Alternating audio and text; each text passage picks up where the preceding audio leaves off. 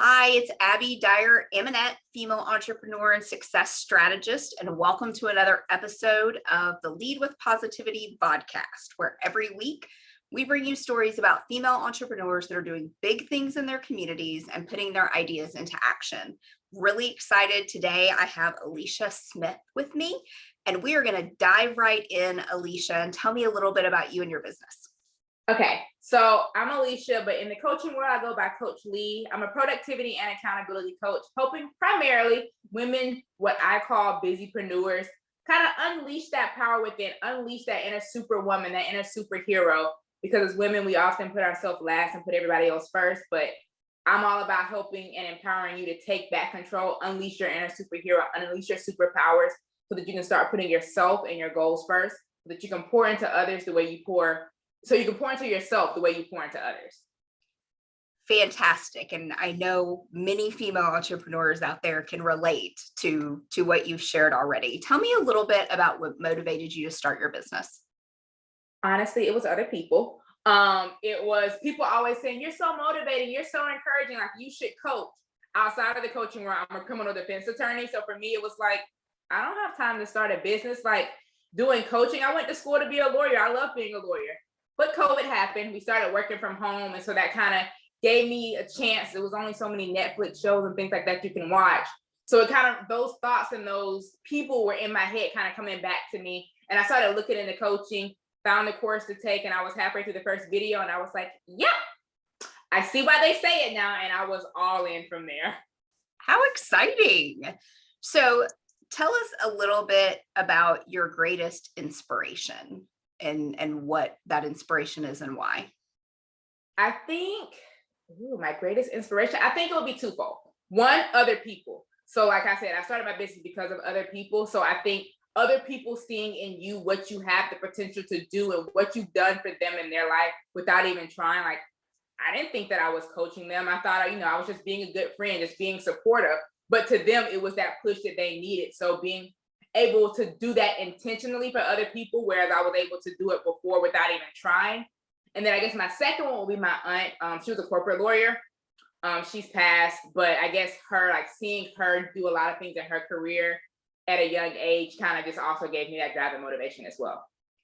Yeah. So purpose, right? How you find that true purpose. And I'm sure you were a fantastic attorney, but I can tell by the way you talk about coaching that you were an amazing coach as well. And I can feel that purpose in you. So tell me your biggest struggle in your business. And definitely COVID has given all of us a challenge all the way around, whether that is personal or professional. But what do you struggle with in your business? I would say starting my business in COVID was probably actually a good thing, because that meant I came into it with those struggles.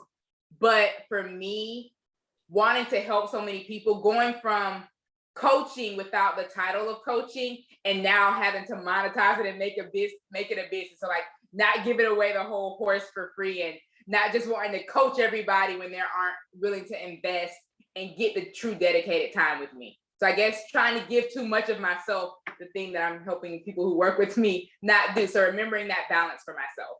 Sure, absolutely. And you talked earlier about balance and women as female entrepreneurs having to kind of consider themselves.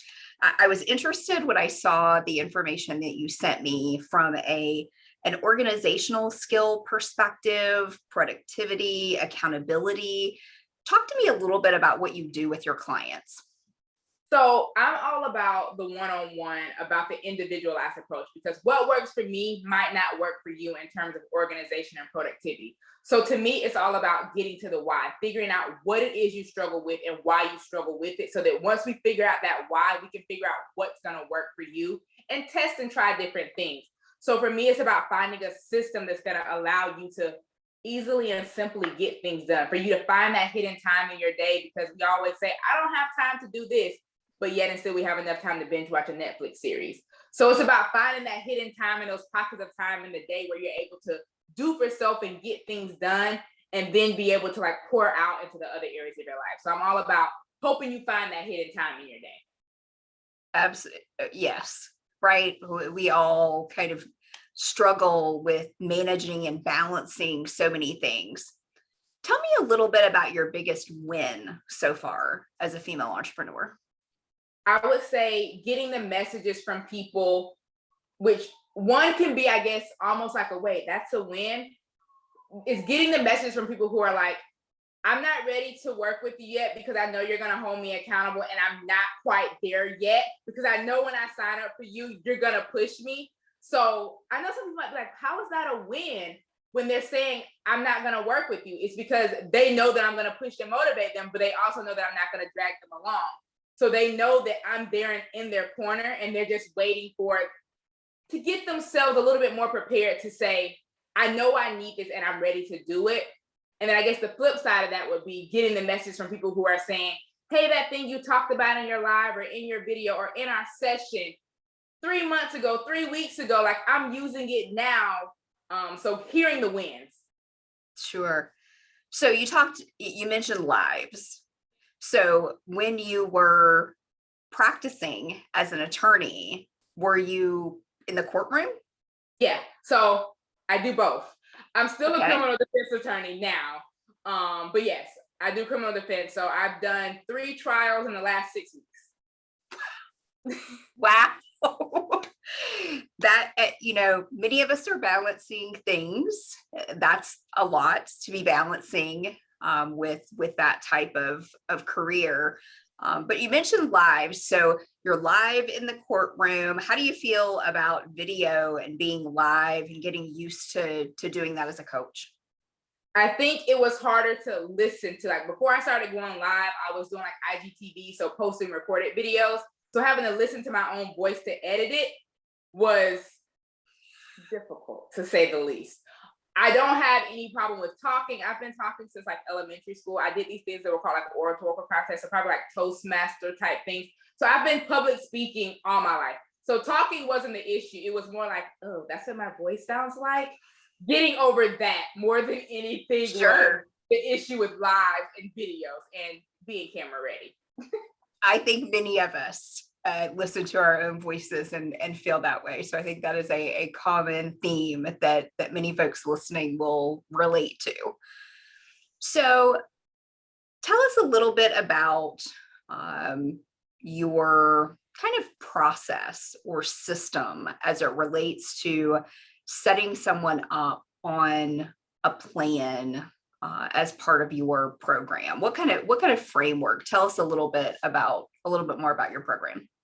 Okay, so I would say, I guess it kind of depends on, there are 2 main ways that like you can work with me. So like if we're working on just literally making you a plan in terms of a schedule and things like that, it's kind of figuring out what are the non-negotiables in your day? What are the I would like to's? What are the I need to's? And then kind of getting an idea of what your day looks like. What time do you want to wake up? What time do you want to go to bed? Are you willing to push one of those sides to be able to get more things done? Kind of figuring out your energy levels, like, okay, I'm a morning person, but you might be a night person. So making sure we're putting the things that you need to do around the times that your brain's going to be functioning and ready to do those things. So it's kind of doing a self-assessment with you, asking you questions to figure out your why, figuring out that purpose. Like, what is the why behind this? Why do you want to do it? Why do you want to do it now? So getting to that why and finding that why that's going to keep you motivated and push you when times get hard, because let's be real, life's going to happen and you're not going to always want to do it. But if you have that why and you have that strategy and that system that's going to help you to get there, you'll be good. Absolutely. Absolutely. What is the number one thing you would want to share with other female entrepreneurs about organizational skills or being more productive? Start small. It's not an all or nothing approach, kind of like going on a fitness journey or weight loss journey. Don't try to throw the whole cupboard away and start like everything all at once. Small incremental steps are going to lead to lasting results because you're going to be able to build on the momentum, build on the progress you're making. Once you get one thing down, it's going to stick. And so adding more to it will be okay. So don't try to go from disorganized to organized all overnight. Find little ways that you can slowly pull back and get more organized, whether it's starting with, I don't make a to-do list. Start with making a to-do list. You might not know exactly how to do it, but start small, start somewhere. if you just kind of go with the flow in your day, make a daytime routine, a nighttime routine. So figure out like kind of the one area that you're struggling with the most and start there, but don't make it an all or nothing. Don't try to make a to-do list, make a daytime routine, a nighttime routine, and try to accomplish all the things. Kind of start small and figure out what works for you, because as you're going through the process, like I said, what works for me might not work for you. So you kind of have to figure out, this works, but I need to tweak this a little bit. But if you change everything all at one time, it's going to be hard to know which part of it doesn't work. So start small. I think those are really great tips. One, everybody's really individual, right? And it is not a one size fits all for everyone. And you really can feel some success if you set a small goal in order to work towards, and you have a much better chance of being successful. Exactly. So tell me a little bit about how you define success. Ooh, success is to fail, I think. Because to me, I look at failure as your first attempt in learning. If you don't learn, how are you ever going to get better? So to me, success is failing forward. It's trying, not getting it right, adjusting, pivoting, getting back up, and continuing to go. So success is persevering. It's not quitting. Great. A great way to look at it. Absolutely. And as you're working with folks, and this could be as a defense attorney or a prosecutor. Defense. As a defense attorney, or in your coaching business, how do you stay motivated? There are a lot of things that knock us down day in and day out. How do you keep yourself motivated? I think it's those messages from people who randomly are like, hey, this touched me. Hey, I'm almost ready to work with you. Or even the messages out of the blue, people are asking about your services, even if they don't follow through and ultimately commit. It's just knowing that by showing up, you're making a difference. If I started this business because people saw me showing up when I thought I was just being myself and just, I like quotes, I like personal development. So I was just sharing that stuff, but didn't realize that I was motivating and encouraging people. So now that I know I am, people are watching, even if they don't say anything, and you'll be amazed when they do say something. You'll be like, I said that like a year ago, and you're just telling me this today. So just stay in the course and knowing that people are watching. Great advice. All right. One last piece of advice that you would give other female entrepreneurs. Start before you're ready. Just start. Whatever it is, same thing with productivity, organization, start. Pick something and just start. Start small. You don't have to go all in, but starting is going to build that same momentum that you're going to need to keep going forward. So start. Whatever it is. If the idea is in your head, if the idea is in your heart, start. I love that. One of my kind of favorite pieces of advice is to show up, right? And it's kind of like starting.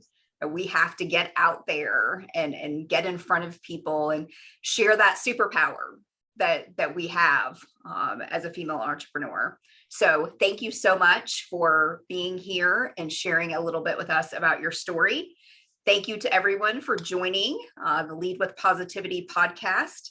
And where action-taking female entrepreneurs are showing up big in their communities and telling you about their stories as only they can.